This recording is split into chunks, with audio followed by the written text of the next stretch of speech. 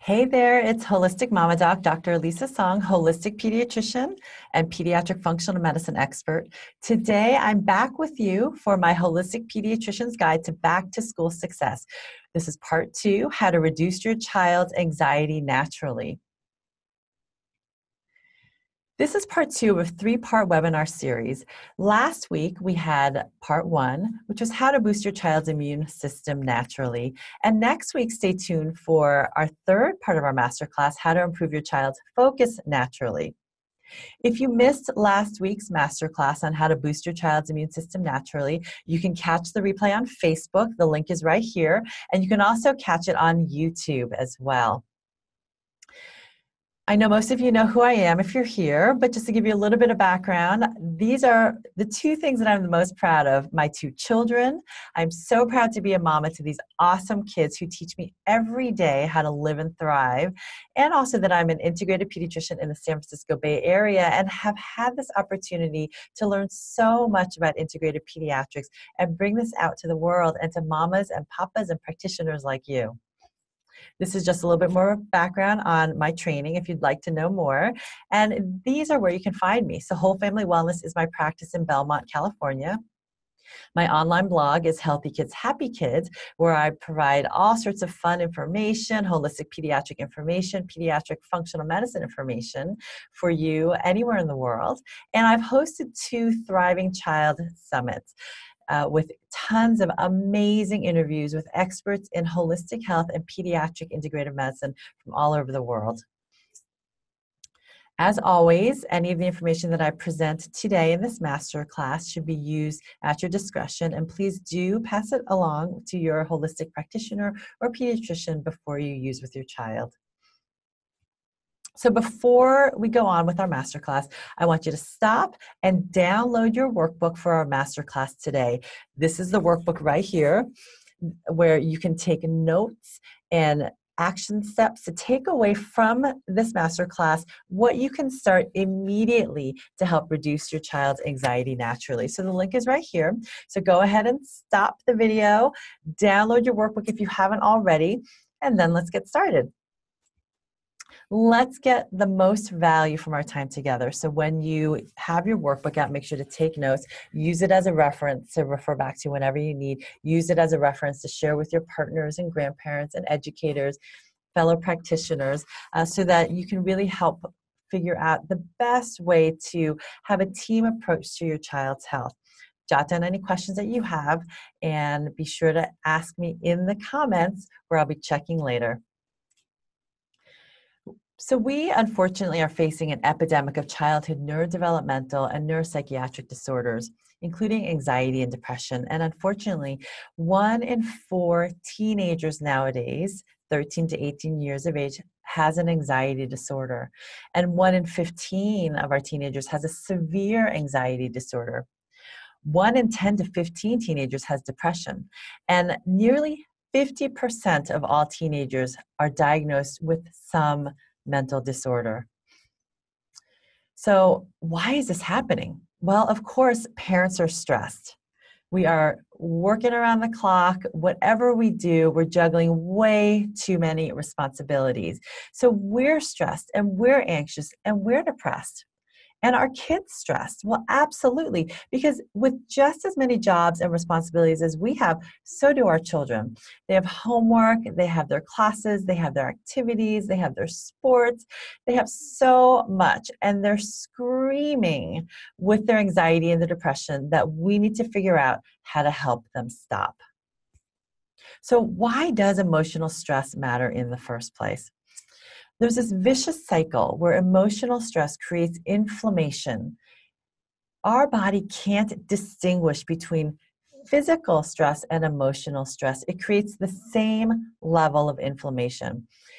This inflammation then creates immune system dysfunction and can lead to chronic disease, which then, of course, fuels further anxiety and depression, which then fuels further inflammation in this round and around vicious cycle. And it goes in all directions because chronic disease, of course, can create immune system dysfunction, which creates inflammation, and inflammation creates anxiety and depression and further emotional stress. So we need to figure out how to stop this cycle for our children, and that's exactly what I'm going to share with you today in our masterclass. And the first step to healing the brain starts with healing their gut. We need to really understand when we're thinking about how to approach our child's anxiety and depression naturally, the importance of the gut-brain connection.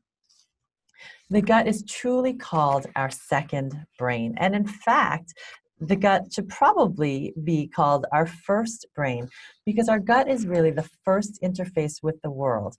And we need to understand that over 80 to 90% of all the serotonin in our body is actually made in our gut.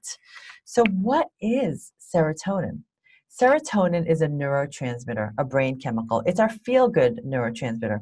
It's what helps us stay happy and calm and relaxed.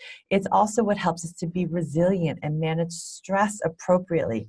Serotonin is the precursor to melatonin, and melatonin is our sleep hormone.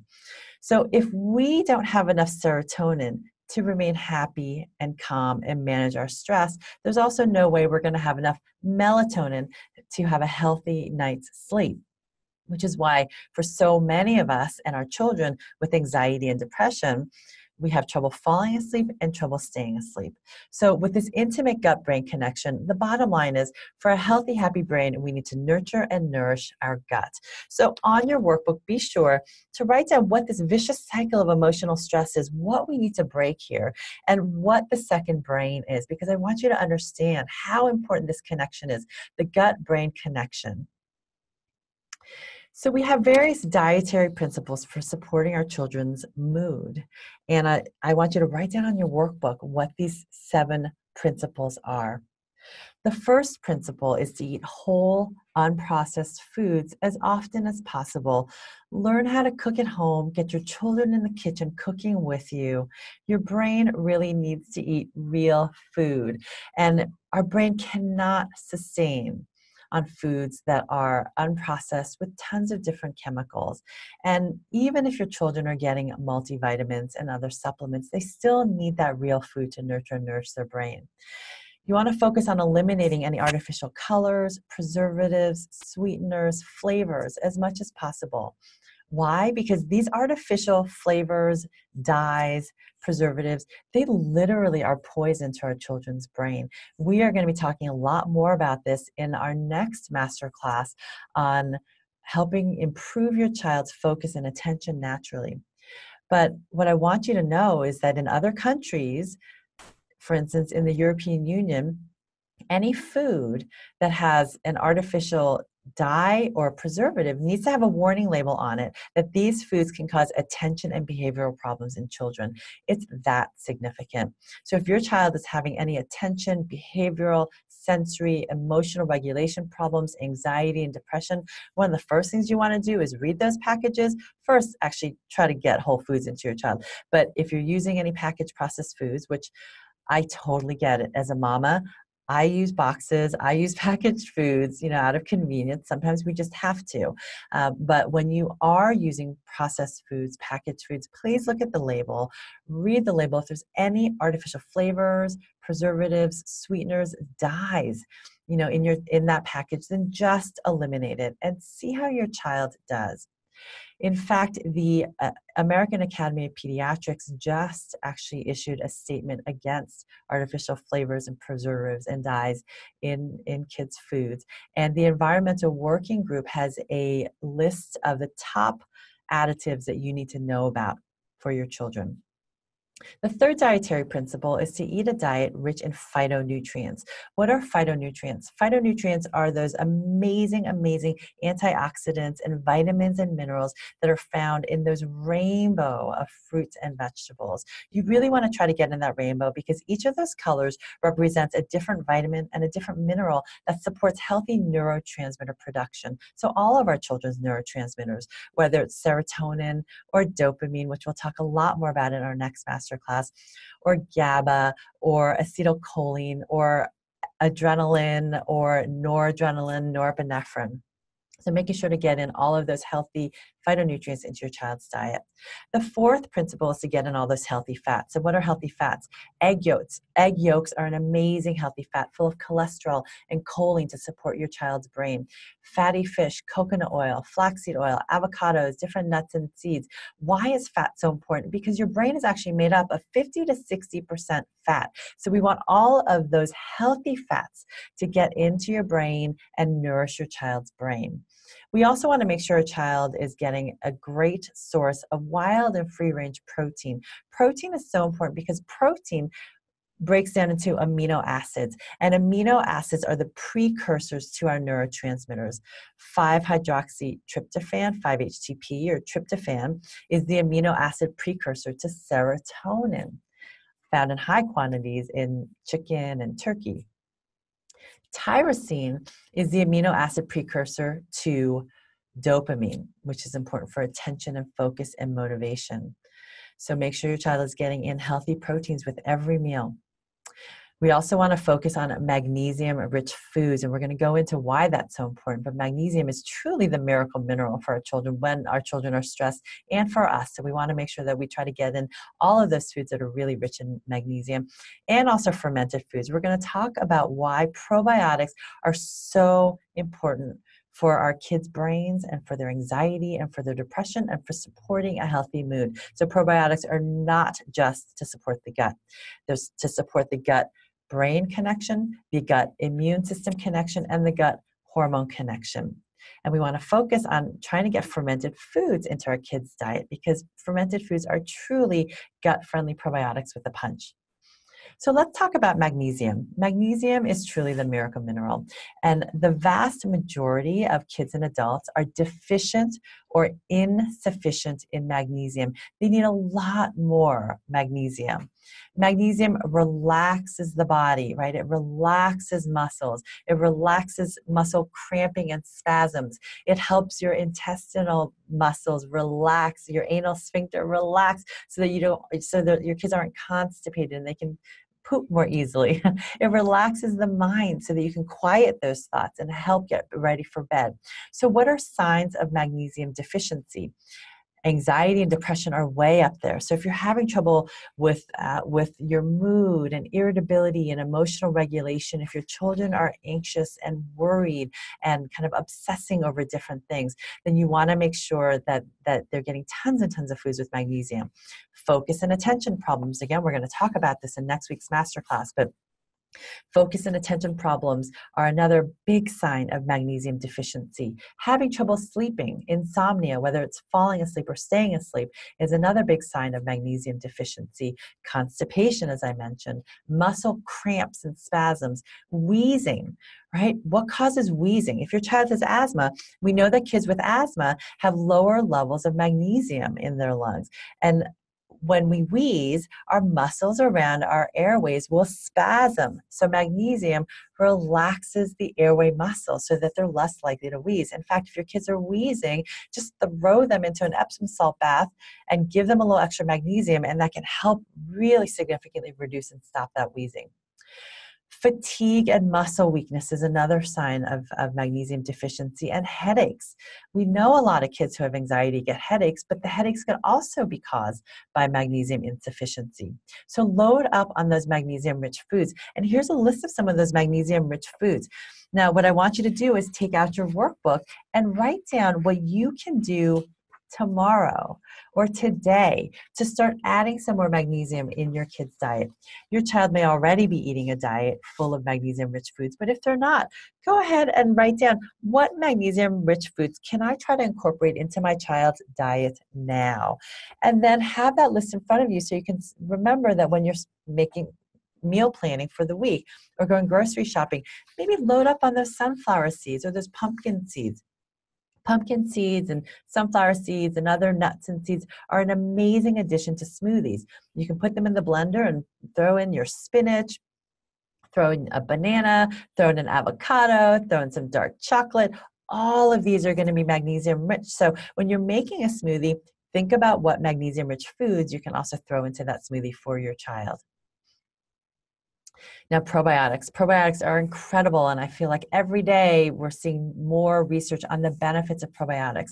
Probiotics are truly our mood boosting buddies in our gut. So remember what I said, that 80 to 90% of all the serotonin is made in our gut. And there are some fascinating studies on the benefits of probiotics for our mood and for our neurotransmitter production. Particular strains of Lactobacillus and Bifidobacterium have been shown to reduce anxiety and depression and also increase the production of dopamine and serotonin. One study showed that one strain of Lactobacillus worked better than Celexa. Celexa is an antidepressant medication. It worked better than Celexa in reducing stress-induced anxiety, depression, and cognitive dysfunction. And it also lowered cortisol. Cortisol is our stress hormone. Cortisol is our stress chemical that keeps us wired and makes it hard to fall asleep. And this particular probiotic strain also helped to restore serotonin levels to normal. So we have these amazing properties of particular strains of probiotics. Now, if we can get fermented foods into our children's gut and into their palate, that's an even better way to get those healthy bugs into their gut, because fermented foods are going to colonize your child's gut much more effectively than any probiotic supplement. Now, that being said, sometimes your child will need probiotic supplementation, but really trying to get fermented foods into your child's diet. And so I want you to take a look at this list and see, well, what fermented foods can I incorporate into my child's diet tomorrow? They may already be eating yogurt, but many of our children may be sensitive to yogurt. So you just want to know that if they're sensitive to yogurt, there are other cultured forms of yogurt that are made from almond and coconut and cashew. Kefir is an amazing cultured drink that can be made with dairy or coconut or water. Kombucha is, my children love kombucha. Kenzie and Bodhi love it when I buy kombucha, but I just want to make sure that you look at the label, because kombucha can be very, very high in sugar, and sugar is highly inflammatory. So we want to make sure that we have a lower sugar kombucha. There are many other fermented foods to try, and if your children aren't eating them yet, we want to make sure that we try to incorporate them, regularly, because it can take a child maybe 40 or 50 times of trying a food before they find it acceptable. And I say maybe they're not eating it yet, because the key word is yet. We don't want to give up. We want to keep trying. We want to make sure that we keep incorporating and experimenting and trying different forms of fermented foods. Every single culture has a different fermented food, whether it's kimchi or miso or natto, real pickles, sauerkraut, raw apple cider vinegar, and you can find creative ways to get that into your child's diet. Now, we want to get in all of these amazing foods, magnesium-rich foods. We want to get in fermented foods into our diet, but we also want to think about what foods we might want to eliminate, and try, if our children are really suffering from anxiety or depression, having separation anxiety, having trouble with transitions, having trouble with emotional regulation, having trouble with obsessive thoughts. And some of these, the biggest triggers of anxiety are gluten and sugar. So write that down, because gluten and sugar are two hidden sources of anxiety triggers that we really need to understand and be aware of. And I also wrote other food sensitivities, because your child may be sensitive to foods that they're eating that we're just not aware of, that are causing this neuroinflammation and triggering signs of anxiety and depression. So let's take a moment and look at gluten. Now, gluten and being gluten-free is not just a fad. It really is important to think about gluten as a possible inflammatory trigger for your child's anxiety. Gluten can trigger many neurologic and psychiatric symptoms. Gluten causes inflammation not just in the gut, but also in the body and the brain, and is a major source of mood and cognitive disorders. So we want to think about, well, let's see, most children nowadays are eating gluten pretty much every single day. So we want to think about ways that we can eliminate gluten for a test and see, is gluten a hidden trigger for my child's anxiety? Because it very often is. And while I know that changing diets are not easy, it can be one of the most profound changes you make for your child. Gluten triggers something called leaky gut directly. The other thing that many people don't realize is gluten can create these opioid-like compounds. these morphine-like compounds called gliadorphins or gluteomorphins. These are compounds that literally drug your child's brain and cause these opioid-like effects. Symptoms can include anxiety and depression, a very high pain threshold, euphoria and extreme giddiness, or complete spaciness and brain fog, and of course, addiction to gluten. These gliadorphins are going to create a further addiction to gluten that's going to further drug your child's brain. When children have problems with gliadorphins, they also typically have problems with something called casomorphins, which are the same opioid-like compounds that are derived from casein, which is found in cow's milk. So, what grains contain gluten? The most common grains that contain gluten are going to be wheat, spelt, barley, rye, kamut, and sometimes oats. You want to make sure that your oats are certified gluten-free. Now, how do we go about doing this? If we're going to take away gluten from our child's diet, we want to first think about incorporating gluten-free grains and gluten-free options into your child's diet. When I look at doing an elimination diet, I always introduce substitutes first. Right? We never want to have a child feel deprived. We also want to change our mindset that we're depriving our children, because it's not depriving our child if it's opening up their brain to be thriving and healthier and happier. So we really want to think about this. If gluten is a trigger for your child's anxiety and depression, that removing gluten is actually one of the best ways that we can support and nourish our child's brain. It's not depriving, it's helping them thrive. So when we incorporate and get in all of these different gluten-free substitutes, here's a list of some of the gluten-free options. I highlighted the ones that I tend to use more frequently with my children.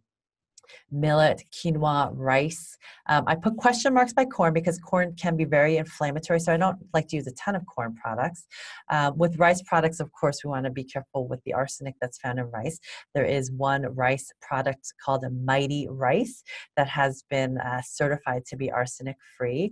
But with anything, just have variety, because when we go gluten-free, oftentimes the diet then is filled with corn, rice. So we want to make sure that we have a variety of different gluten-free options in our child's diet.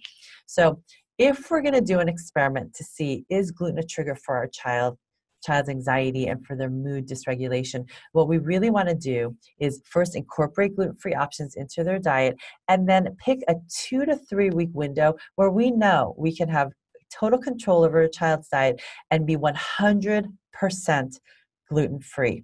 Because when we're doing this trial, it doesn't matter if your child has a little nibble here and there, or if they have a lot, it's still going to be viewed as inflammation and a neurotoxin to your child's brain. So 100% for 2 to 3 weeks, and notice how your child feels, how they're sleeping, what their mood is like, and any other symptoms that might also resolve, like tummy aches or constipation or diarrhea or reflux or wheezing or eczema. So that's going to be the best test to see if gluten could be a hidden trigger for your child. Sugar is also a huge hidden trigger for depression and anxiety. Why is that? Well, sugar causes inflammation. And as I mentioned before, inflammation drives a lot of anxiety and depression and mood disorders. Sugar has been linked directly with depression and schizophrenia. And sugar worsens our body's ability to cope with stress. Sugar has been found to be addictive, as addictive, and maybe even more addictive than cocaine. When we eat sugar, it lights up those same parts of our brain that light up when someone is ingesting cocaine. Sugar also compromises cognitive abilities like learning and memory. And so we're going to talk a lot about sugar again in our next masterclass when we talk about how to boost our child's attention and focus naturally. And the problem with sugar is that it's found everywhere. It's found everywhere. And I'm talking about added sugars in foods. If you are eating processed packaged foods, it is going to be very challenging to pick up a food item, read the label, and not find sugar in it. Even spaghetti sauce. It's been nearly impossible for me to find a spaghetti sauce that doesn't have added sugar. Now, spaghetti sauce doesn't need sugar, right? Tomatoes are deliciously sweet by themselves, especially if you roast them. So But if you can't make your own, then look at the labels. I found actually one brand at Costco, an organic brand that doesn't have sugar, and one tomato sauce at Trader Joe's that doesn't have sugar. But you'll be shocked once you really look at the labels how sugar is everywhere. So the takeaway, read the labels and reduce added and refined sugars as much as possible. I also please urge you as parents, I know I do this as well sometimes, but please try not to use sugar as a treat. We want treats to be non-food treats if possible, whether it's going to the park or riding a bike together or reading a book or drawing together. Your kids are going to value time with you so much more than any sugary treat that you can give them. Kids may also have hidden food sensitivities as a trigger. And when we think about food sensitivities as a trigger, we need to understand the distinction between what is a food allergy versus what is a food sensitivity. A food allergy is typically mediated by an antibody called an IgE antibody to the protein found in a food, and it causes histamine release, which then can cause hives or wheezing, maybe diarrhea and tummy aches, and potentially life-threatening anaphylaxis. Food allergies occur within minutes to maybe an hour of ingesting the food, and they're typically pretty obvious. We typically don't need a test to know that our child has these immediate food allergies. They're not very common, although unfortunately they are increasingly common, and many more children are carrying EpiPens with them. These are typically ones that kids are born with and maybe lifelong. Now, the difference with a food sensitivity is that food sensitivities are not triggered by IgE antibodies. They may be triggered by IgG antibodies, or they may be triggered by other immune reactions in our immune system. The reactions to food sensitivities can occur up to 48 to 72 hours after eating that food, which is why it can be so hard to pinpoint your child's mood swings and anxiety one day with a food that maybe they ate 2 or 3 days ago. These are very, very common. In fact, probably more than 50% of us have some food sensitivities. And food sensitivities can develop to really any food, especially those foods that we're eating all the time. The good thing about food sensitivities, though, is that they can be cured. We can heal and resolve food sensitivities. Food sensitivities are a sign of something we call a leaky gut, and we know how to heal leaky gut. So some of the other symptoms that your child might have a leaky gut, because leaky gut symptoms are not just in your gut. They can be anywhere in our body, and brain. So they can include anxiety or brain fog or attention and focus issues, fatigue, insomnia, joint pains, eczema, wheezing, and of course gut symptoms like constipation, diarrhea, and reflux. So leaky gut, if your child has any chronic symptoms, you want to be aware that your child probably has a leaky gut. Now, if we're thinking about how to resolve a leaky gut, right, we need to first know what our children are sensitive to, what foods they're reacting to. So we can do what's called an elimination diet, which is really the gold standard because your child's body and brain are the best test for how they're reacting to a food. There are blood tests that we can use for IgG food antibodies and cravings. If your child is craving a particular food or particular foods, that is a huge tip-off that that is a food that they're highly sensitive to, that they're highly addicted to, and that they need to eliminate in order to thrive and reduce their anxiety and overwhelm.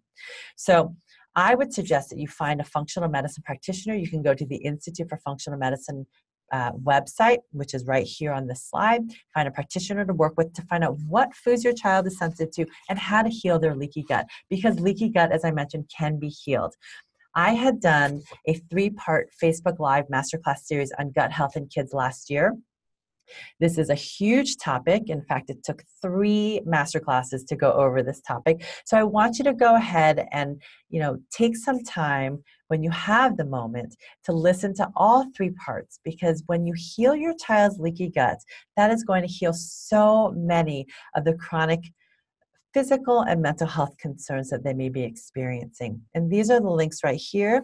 I have on your workbook also clickable links, if you have this open as a PDF file on your computer, to each of the 3 parts of my Facebook Live Masterclass series on gut health in kids. Part 1 is discusses foundations of a healthy gut in kids and why gut health is so important. Part 2 explores what leaky gut is and how it impacts our children. And Part 3 goes over how healing a leaky gut and using a functional medicine approach to our children can help them thrive.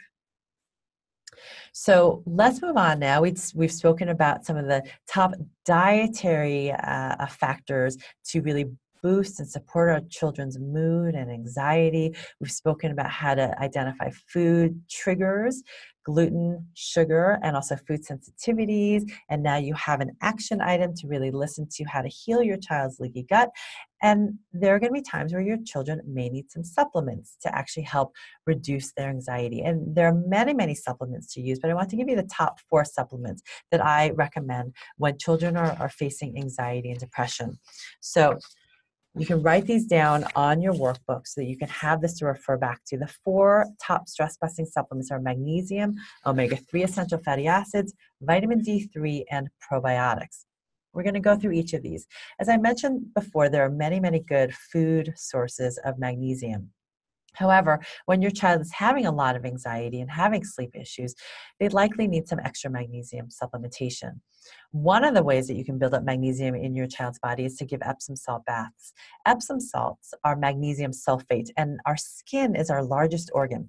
So when we're soaking in this warm Epsom salt bath and our pores are wide open, your child is going to be absorbing that magnesium and that sulfate directly into their skin, and it's going to be getting into their body. So magnesium can be absorbed through Epsom salts, and then you have the sulfate, which enhances something called glutathione in your child's body, which helps with detoxification. Now, if you're supplementing with magnesium, I am sometimes surprised at how much magnesium children need to get to optimal levels. And what I will typically do is measure in their blood, do a blood test for something called an RBC, or a red blood cell magnesium. Now, that being said, it may be challenging for some of you to find a practitioner to order a red blood cell magnesium. So a general rule of thumb for supplementing with magnesium is to take up to 5 times your body weight in milligrams of magnesium. So as an example, if you have a 50-pound super stressed out second grader, they could take about 250 milligrams of magnesium daily. Now you want to work up on your magnesium dose slowly. So start at a low dose and work up slowly, because the biggest side effect with magnesium is diarrhea. But if you work up slowly, typically kids don't tend to get loose stools. Unless, of course, that's what you want. If they're constipated, we may actually be working up to get to the point where they're having very soft, loose stools. The best form of magnesium when we're stressed out and anxious and having trouble sleeping is the magnesium glycinate or the magnesium bisglycinate form, because glycine is also a very calming amino acid. There are other forms you can use. Citrate tends to be better for helping with constipation and getting the stools a little looser. Magnesium threonate is really great for supporting focus and attention. Magnesium malate can help support our mitochondria and help support cellular energy. Top stress-busting supplement number 2 is fish oil. Those amazing omega-3 essential fatty acids. So if your child is not eating, a lot of fatty fish, and of course with fish we do have concerns about mercury content and other contaminants. So it may be more optimal to actually support your child's omega-3 essential fatty acid intake with fish oil supplements. And there are a variety of amazing, really amazingly tasty fish oil supplements out there. I promise you, it's not like, the unflavored cod liver oil that many of us remember our mothers, spooning into us when we were children. So why are omega-3 essential fatty acids especially important when our children have anxiety? Because omega-3 essential fatty acids support mood, optimize brain and cognitive functioning, so help with attention and focus and concentration. Omega-3 essential fatty acids reduce inflammation, right? Inflammation drives the stress response and drives anxiety and depression. So we need to reduce inflammation and support a healthy immune response. And also omega-3 essential fatty acids will support healthy skin and hair. So when choosing a fish oil, you want to make sure that you use reputable brands that ensure that their fish oil is tested for heavy metals and other impurities. Some of my favorite brands include Nordic Naturals, Metagenics, Designs for Health, and Bioceuticals. Now, I mentioned before that there's some really yummy tasting fish oils out there. So some of my favorite ones, Designs for Health has a delicious custard-like lime swirl and also a lemon swirl. Nordic Naturals has a mango swirl, and Bioceuticals has a chewable fish oil that my children absolutely love. They can't wait for me to give them their fish oils in the morning. The chewables have like a grape cranberry flavor, and they really are delicious. In fact, sometimes I'll take those instead of swallowing my big omega-3 horse pills. The typical dosage really, really depends on what's going on with your child. But an average dose for, let's say, cod liver oil is going to be about half a teaspoon per 25 pounds of body weight. All right. One of my other favorite stress-busting supplements is vitamin D3. Of course, the best source of vitamin D3 is going to be sunlight. But unfortunately, at least here in the United States, in the Northern Hemisphere, in any season but the summer months, the sun's rays just are not at the right angle for us to get adequate vitamin D. So virtually all of us need supplementation. In fact, it is so rare for me to find a child when I measure their vitamin D levels in their blood to find that they actually don't need vitamin D supplementation. So I would recommend getting some food sources in, but typically your kids are going to need vitamin D supplementation. I do like to check levels because, as I mentioned with magnesium, it can be really surprising for me how much extra vitamin D supplementation a child actually needs. The Vitamin D Council recommends a maintenance dose of vitamin D3 of about 1,000 IUs per 25 pounds of body weight. But this is once their levels are adequate. If they're starting off at a level that's too low, then you want to make sure that you get them to that optimal level and then you maintain. So once, let's say your 50-pound second grader is at a good level, then they can maintain at about 2,000 IUs of vitamin D3 daily. Now, what's an optimal level? Have your physician check a 25 hydroxy vitamin D level, and I'd like that level to be at least about 60 to 80. I recommend asking what that level is, not just accepting if your practitioner says, oh, it's normal, because if it's 22 or 30 or 40, it may be in the quote normal range, but it's certainly not in the optimal range. All right, my last and top stress busting supplement, there are others, but this is my fourth top stressing busting supplement, are probiotics. So probiotics really are our happy bugs. And I mentioned before that probiotics can produce serotonin and dopamine and GABA and optimize healthy neurotransmitter levels. These probiotics have also been called psychobiotics because of their effect on our brain and the gut-brain connection. These psychobiotics help regulate our body's response to stress, reduce inflammation in the gut, body, and brain, can treat depression and anxiety and other psychological disorders better than medications, and can help manage stress and reduce cortisol. Remember, cortisol is our main stress hormone. So when we're using these targeted psychobiotics, these targeted probiotic strains that have been shown to optimize healthy neurotransmitter levels, I also recommend using that with a broad, multi-spectrum, multi-strain probiotic, because typically these psychobiotic supplements are only going to have a few strains that are really targeted to the gut-brain axis. I have a picture here of Claire Labs' new Target GBX probiotic. It comes in powder form in these individual sachets that you open up and just pour the powder into a drink or a smoothie or maybe some applesauce for your child. But these have strains that have been specifically shown to enhance neurotransmitter production, so optimizing serotonin and dopamine.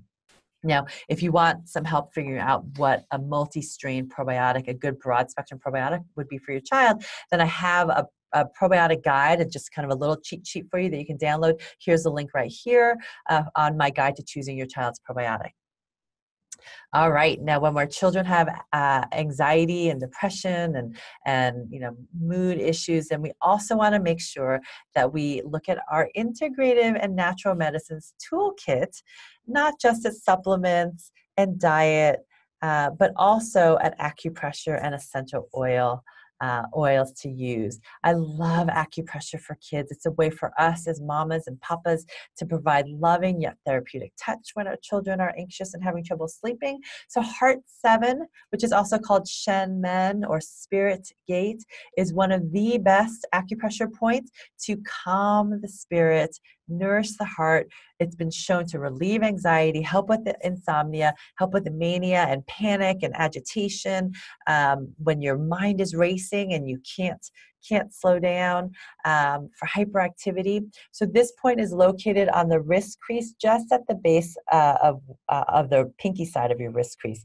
So you can hold steady pressure there. You can teach your child in class, if they're anxious right before an exam, to hold that point and either massage it in little circles or just hold steady pressure. And better yet, add essential oils to that acupressure point for added therapeutic benefit. So you can write heart 7 on the outer pinky side of your wrist crease as the acupressure point to use for anxiety, and then under essential oils for anxiety in your workbook, write down lavender and chamomile, which many of you may be using already. But remember, essential oils are so effective for children. They can absolutely be used safely in kids, although be cautious with eucalyptus in very young children, and always, always, always dilute your essential oils in a carrier oil. Essential oils can be used in a variety of different ways, whether they're put into a diffuser or diffused into the air. I like inhaling essential oils directly, so once they're dilute, you can have children. You can give your child fill up a roller ball with some water and some lavender and some chamomile essential oil. You can use a carrier oil, actually not water, you can use a carrier oil like jojoba oil, and then just put it into a roller ball and just have them rub on the wrist and inhale deeply, or have them rub right on that heart 7 point right here.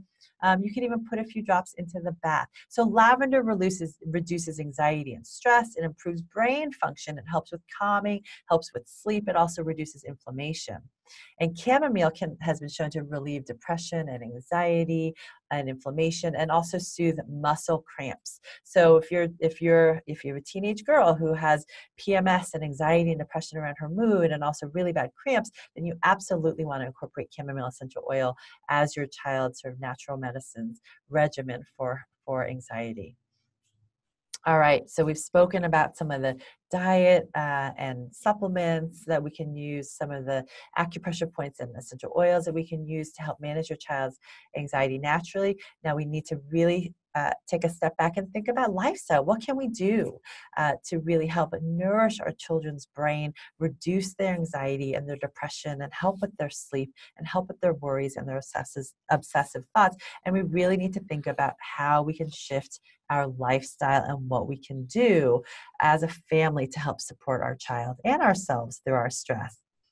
So when I think about how to do this for our children, I came up with a little acronym, our child's SOS, except that there's 3 S's. So your SOSS. But, we really want to think about slowing down, having outdoor time, getting enough sleep, and reducing screen time. So that's just a really quick and easy way for you to remember what your child's SOS is. So write that down, slow down, spend outdoor time, get enough sleep, reduce screen time. We need to slow it down. Parents are too busy, kids are too busy. We're overscheduled. So kids look to us to see, is it okay to slow down? Is it okay to not do all of these activities? So we as parents need to learn how to say no. And I am so guilty of this. I'm so guilty at times of overscheduling and then looking on my phone at our calendar and thinking, oh my gosh, what did I do? And so learning how to say no, getting rid of FOMO, right? There's always going to be the next time. Your child doesn't have to play soccer and be on fall ball and take piano lessons and do art class, right? Letting your child know it's okay to choose and wait, and it's okay to say no. So, and in fact, all of us need to schedule downtime, right? We need to literally schedule time on our calendars where this is going to be our family time. This is going to be our time to go on a hike. This is going to be our time to snuggle and read a book. Because if you don't schedule it, it's not going to happen. It doesn't happen for me. So schedule downtime and schedule family time just like you schedule all of your other activities. We need to also make sure that we're spending time outdoors. Getting fresh air and daily exercise in nature is so critically important for helping our children with their anxiety and depression, and better yet, make it a family affair. we all know that exercise releases these feel-good endorphins, but what we don't realize is how truly important exercise is for anxiety and depression. Just 30 minutes a day or more of exercise 3 to 5 times a week was shown to significantly improve depression and anxiety. But some of you may be thinking, well, I don't have 30 minutes to do this with my child. I urge you to prioritize and try to find those 30 minutes, even if it's a brisk walk around your neighborhood after dinner. But even 10 to 15 minutes helps. So every bit helps. Regular exercise has been shown to reduce anxiety and depression even better than some antidepressant medications. Remember, the answer is not just to take an antidepressant and all of a sudden your depression is going to go away, because that rarely happens. And I know many of you are listening to this masterclass right now because either you want to avoid antidepressants and anti-anxiety medications for your child, or maybe your child is already on an antidepressant medication or an anti-anxiety medication, and it's just not working, or they're having too many side effects. So incorporating all of these lifestyle factors and natural medicines and dietary changes can help support whatever it is you're doing for your child's anxiety right now. Exercise in nature is also amazing because you're outdoors in the sun, and it boosts your vitamin D levels naturally, and it reduces the stress hormones and worries and obsessive negative thoughts better than if you're going to exercise and go for a run around your neighborhood. And dancing.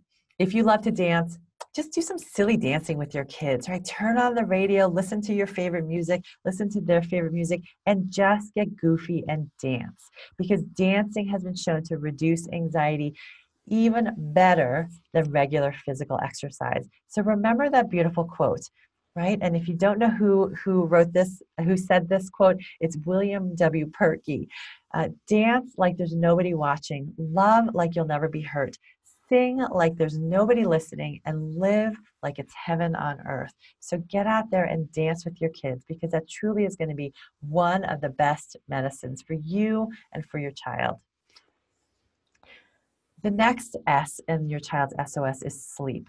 So we need to make sure that our children are getting enough sleep. We as a nation, and we as probably a world, are chronically sleep deprived, children and adults. So when we think about how much sleep our children need, we really, really need to think about optimizing their sleep every single day, right? Prioritizing their sleep. I get it that, this is our life story too, where I'm rushing home at 6 o'clock, trying to make dinner. Sometimes dinner's not on the table until 7. I want my kids to be in bed by 8, but maybe they're eating and just barely finished with their dinner at 7:45, and we start the bedtime routine, and then they want to read a book, and then on and on and on, and before you know it, it's 9 o'clock before you get them into bed. And then it's probably 9:15 or 9:30 until they're actually asleep. So we want to think about really condensing some of those times. And if you're running late with dinner, it might mean that it's just a 5-minute snuggle and there's not stories tonight. We'll wait for stories until the weekend or until a time where we're not as rushed. Or thinking about how much sleep our children need. And these are the recommended hours of sleep according to the American Academy of Pediatrics. So there's a wide range. Know your child. I know my daughter Kenzie, who is 8.5 right now, she actually needs more sleep than my 7-year-old Bodhi, right? So know your child. The sleep requirement varies, but you want to make sure that you prioritize sleep. And when you're getting your children to have that number of hours of sleep, you want to include not just time in bed, but actual time asleep. So what time they're falling asleep and what time they're waking up. So I want you to write down on your worksheet, however many number of children you have, how many hours of sleep they should be getting, and use that as a goal. If your child needs to wake up at 6:45 for school, then you want to work backwards to know when is the latest that they need to be asleep by, and then start your bedtime routine half an hour before them. Well, and some of you are asking, what if my child has trouble falling asleep or staying asleep? Because of course, with anxiety and depression, we know that there are going to be imbalances in serotonin. And as I mentioned before, serotonin is the precursor to melatonin, our sleep hormone. So the vast majority of kids and adults who have anxiety and depression also have trouble with insomnia. whether it's falling asleep insomnia or staying asleep insomnia or waking up too early insomnia. So magnesium is incredible. Magnesium, that miracle mineral, really, really important for sleep. So get that magnesium on board. Drink it as a tea after dinner to help start that unwinding of the body and the brain. Meditation, guided imagery with your child before falling asleep can be incredibly helpful. I'm going to give you some resources in just a little bit. Turn off that Wi-Fi. That cell phone has to be out of the room. We're going to talk about why Wi-Fi is so incredibly harmful for your child's brain. I get that we need to have Wi-Fi in our house, if you don't have the ability to have a landline for your computer, but we want to make sure that our child's room is their sanctuary. Your child is going to be spending half their day in their bedroom. So we want to make sure that bedroom is as safe and healthy for their bodies and their brains as possible. And that includes keeping the cell phones out. With screen time, the blue light from your screen is going to block and inhibit melatonin production. So it's going to trick your child's brain into thinking that it's daytime. So if your child has to be on screens before bedtime, which unfortunately is the case for most of our high schoolers, they have way too much homework into the wee hours of the night, and then they're trying to fall asleep. So get amber blue light blocking glasses. You can download an app called Flux, F.lux for your computer, set it to your time zone, and at sunset, the light gradually changes to an amber color. You can still do your work, but it prevents the blue light from hitting your eyes so directly. If you're using your cell phone or an iPad, your iPhone, just get night mode on the settings, get it automatically set to start at sunset, and you can have it stop when the sun rises so that you don't even have to think about putting it on night shift mode. And if your child is truly having trouble falling asleep, you can consider melatonin. Melatonin has actually been found to have a lot of brain protective properties, but again, you want to make sure that you check with your practitioner and make sure that melatonin is okay for your child. And then if they're having trouble staying asleep, inositol is a supplement that's great for the staying asleep piece. Now, in the comments below, if you would like me to do a masterclass on sleep, because sleep I know is a big issue that comes up a lot in my practice, let me know, because I'm happy to work on that. But I just need to know that that's going to be something of value for you. The final S in your child's SOS is screen time. So I've spoken a bit about screens, but screen time has many, many different problems associated with it. Social media is one of the biggest problems. Social media is fueling this epidemic of teenage anxiety and depression. We are really in this great social experiment because as parents, we didn't grow up with social media. We didn't grow up with screens in the way that children are growing up with screens nowadays. Cyberbullying is rampant. Interacting on our screens and through social media and through video games causes complete social disengagement and impersonalization. And then there's the comparison game, comparing, what this person has and what you don't have, and how happy this person is and how unhappy you are. So really talk to your children about safe and healthy social media use. Video game addiction is rampant. And as I mentioned, sugar is as addictive or more as cocaine. The same thing is true for video games and how it lights up those same centers in your brain. Now, I want to put in a word about Fortnite because I know many of your children and teenagers are playing Fortnite. Fortnite addiction is especially rampant, and I am so worried about video games and Fortnite taking over many of our children's and adults' lives and sleep and mood, and really, really affecting dopamine and serotonin production. And in fact, it's ruined the careers of many professional athletes. There are if you just go online and look up the NHL players, NBA players, Major League Baseball players, NFL players, even Stanford athletes who are ruining their careers by playing Fortnite. So really talk to your children about video game addiction and understanding how to put a limit on that. Again, the blue light from screens is going to directly impact and inhibit optimal sleep and nourishing sleep. And then we have the electromagnetic frequencies that are emitted. So EMFs, electromagnetic frequencies, are emitted from cell phones and Wi-Fi, and these have been linked in studies to anxiety and depression and cancer.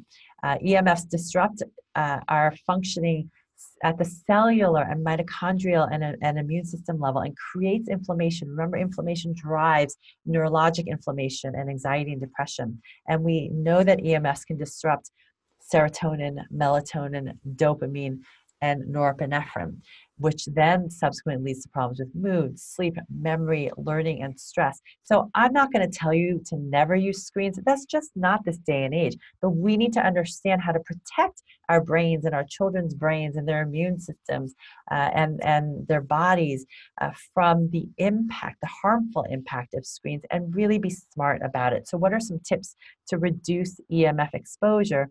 Well, I've already mentioned no cell phones in the bedroom. We know that kids and adults who have phones in their bedroom are much, much, much more likely to wake up in the middle of the night and use their cell phones to text, check social media, check emails. When you're not using your screens at home, then turn off the Wi-Fi at night. Turn off the Wi-Fi when you're not using it. And better yet, be wired.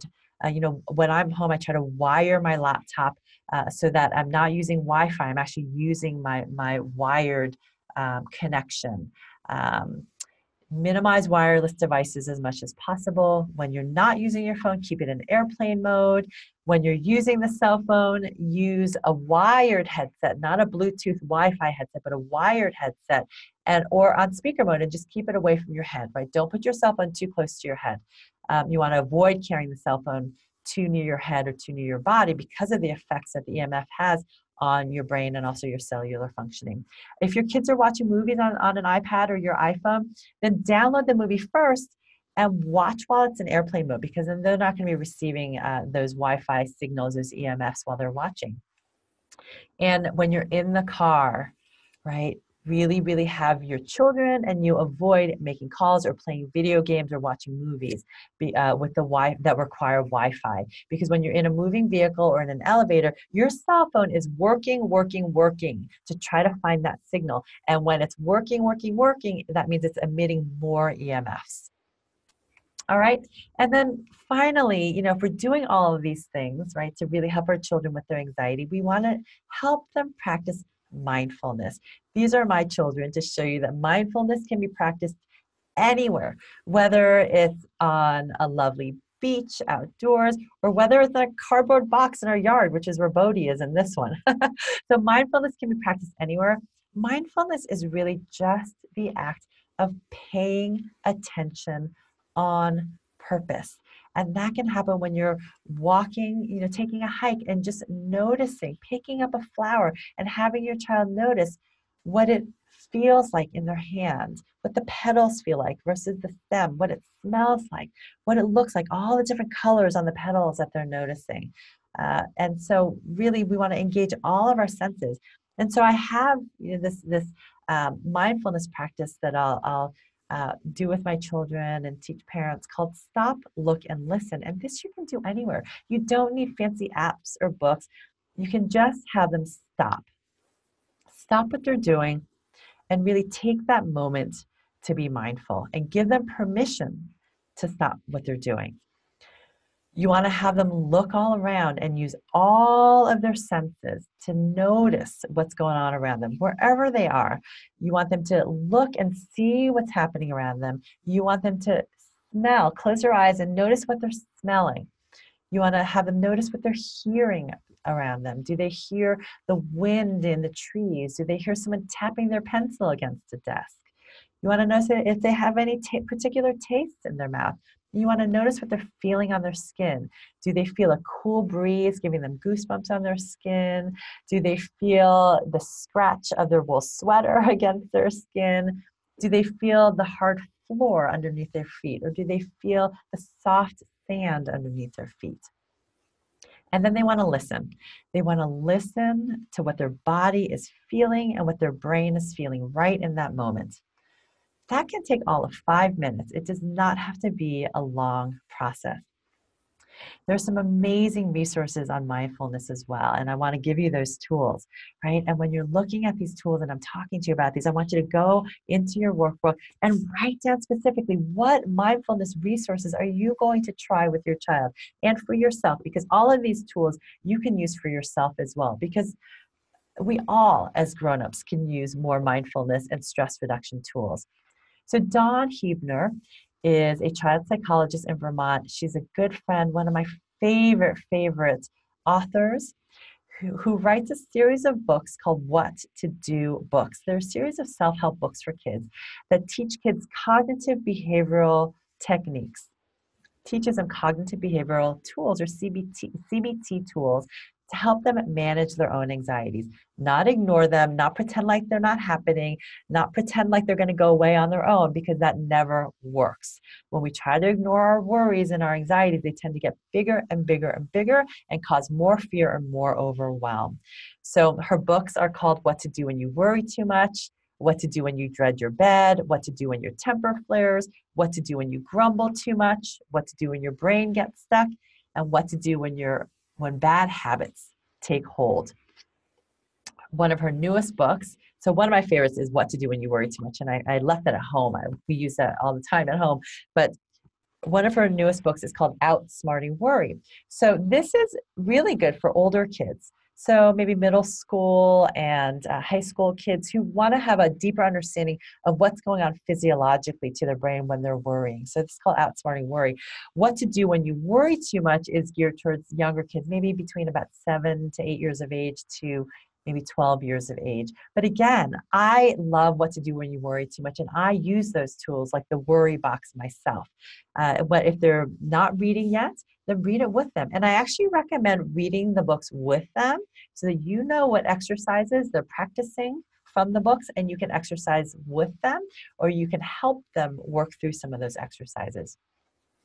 Lori Light has a book called The Goodnight Caterpillar, which is also one of my favorite books to teach kids progressive relaxation and meditation. It's about this little girl who comes across a panicked, worried, anxious caterpillar whose arms and legs are tied up around him in knots.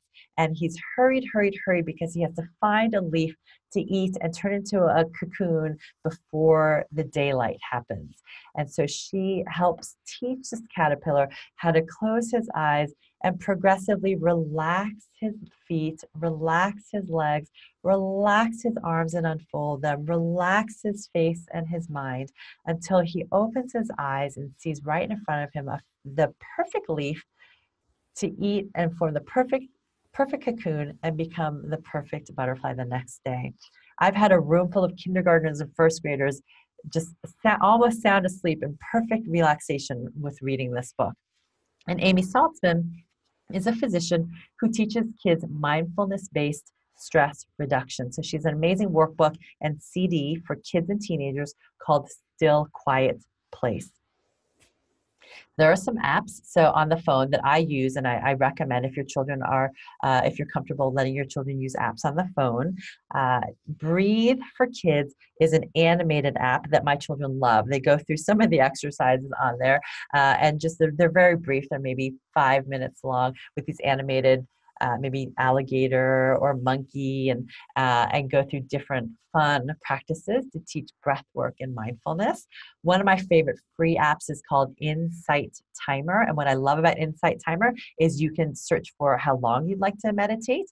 And sometimes I have 5 minutes, and I have my favorite 5-minute meditation. Everyone has 5 minutes to meditate. Sometimes I have longer, and I choose a 20-minute meditation. Breathe, BREETH, is another app that I really enjoy and like their meditations.